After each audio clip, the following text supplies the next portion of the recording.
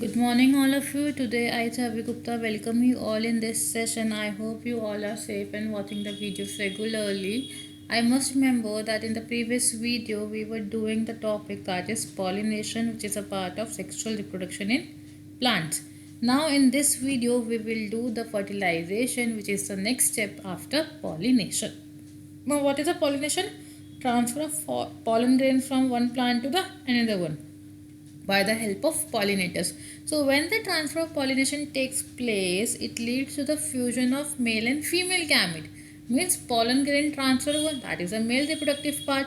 अब ये फीमेल के ऊपर गए थे तो फीमेल ने एग प्रोड्यूस किया था, तो वो एग मेल के साथ फ्यूज करेगा, मतलब पॉलन ग्रेन के साथ फ्यूज करेगा. सो जब ये मेल और फीमेल आपस में फ्यूज करेंगे, मतलब पॉलन ग्रेन्स और the ovum, the egg fuse करेंगे, that is known as fertilisation. And जब फर्टिलाइजेशन होगा तो वहाँ पे नया प्रोडक्ट फॉर्म होगा, that is our zygote. So fertilization can be defined as the fusion of the male gametes, that is pollen, with the help of a female gamete, that is the ovum or the egg, to form a zygote. It is a process which occurs after pollination. Okay. सो अभी fertilisation की जो पूरी series होती है जिससे zygote formation होता है and then आपका न्यू सीड डेवलप होता है ताकि एक में न्यू प्लांट बना सके. It is a complex step that we will do in this video. So now in this video we will do the mechanism of fertilization, how the pollen grain develops, fuses with a female egg and then a new seed is developed. So that is a mechanism of fertilization. So when a pollen grain falls on the stigma of the pistil, the pollen grain grows a pollen tube. Now you can see in this diagram, this is the pollen grain. ये pollen grain stigma के ऊपर आया तो stigma ने क्या develop किया, this one is a pollen tube. तो ये pollen ट्यूब डेवलप की. अब ये pollen ट्यूब के अंदर pollen सिक्रीट होगा, एक pollen सिक्रीट होगा, वो धीरे धीरे धीरे धीरे इस एंड तक पहुंचेगा which contains our egg, fuse करेगा एंड देन आपका फर्टिलाइजेशन होकर क्या बनेगा, आपको zygote बनेगा. ओके.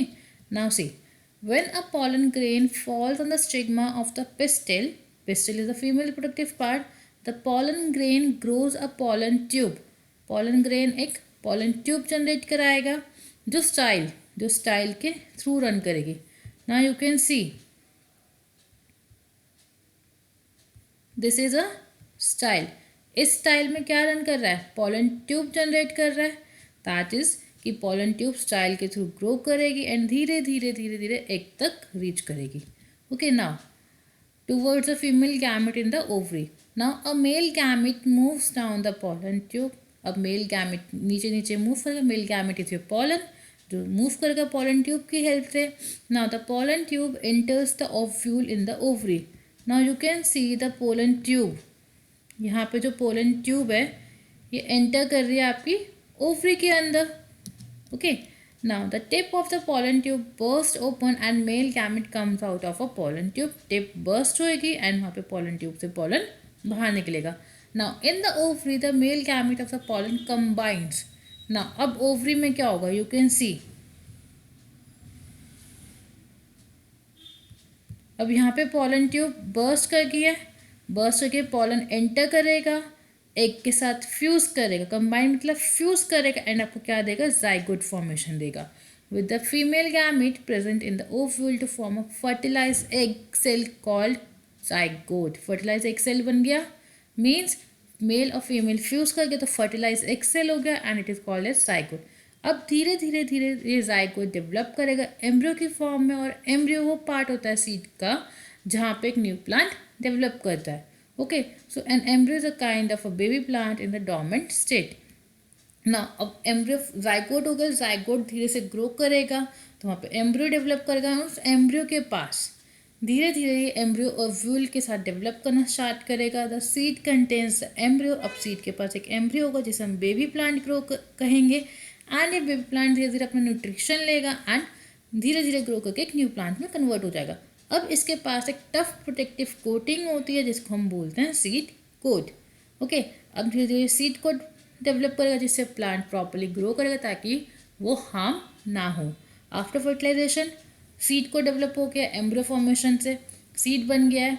अब धीरे धीरे आपका फ्रूट डेवलप होना चाहिए. जैसे एक एप्पल होता है, एप्पल में अंदर सीड्स होते हैं, बाहर एप्पल का फ्रूट होता है जो आप खाते हैं। तो किसी किसी प्लांट में वो सीड तक रह जाती है स्टेज, किसी किसी प्लांट में जो आपका ओवरी होता है प्लांट की, वो फ्रूट की फॉर्म में कन्वर्ट हो जाती है. So after fertilization the ovary of a flower develops and becomes a fruit with the seeds inside it like your apple. Okay, the fruit is a ripened ovary of a flower. The fruit का एक तरह का ripened ovary है flower के. Like brinjal, like mango, like papaya, these are the ovaries. Okay, and in the seed chosen that is your seed या ovules. Okay, now अब आपने देखा कि जैसे पॉलिनेशन के लिए पॉलिनेटर्स चाहिए, तो ऐसे सीड को डिस्पोज होने के लिए agents चाहिए, that are known as seed disposal agents. It can be like your insects, birds, water, air, etc. Now अब अगर सीड डिस्पर्स हो रही है तो seed should be light in weight. अगर कोई भी सामान हेवी होगा तो वो easily डिस्पर्स नहीं हो पाएगा. So we want the seed should be light in weight and they should have a waxy coating, ताकि उन्हें कोई ईजिली ख़राब ना कर सके, to prevent it from damage. So I hope the fertilization process, the formation of a seed coat, embryo and the agents of seed dispersal is clear to you. So in this video we have done fertilization, mechanism of fertilization, seed dispersal and agent of seed dispersal. And in this way we have completed a chapter, and if you have any doubt regarding this chapter, any of the content, you can ask me. That's all for today. Thank you and have a nice day.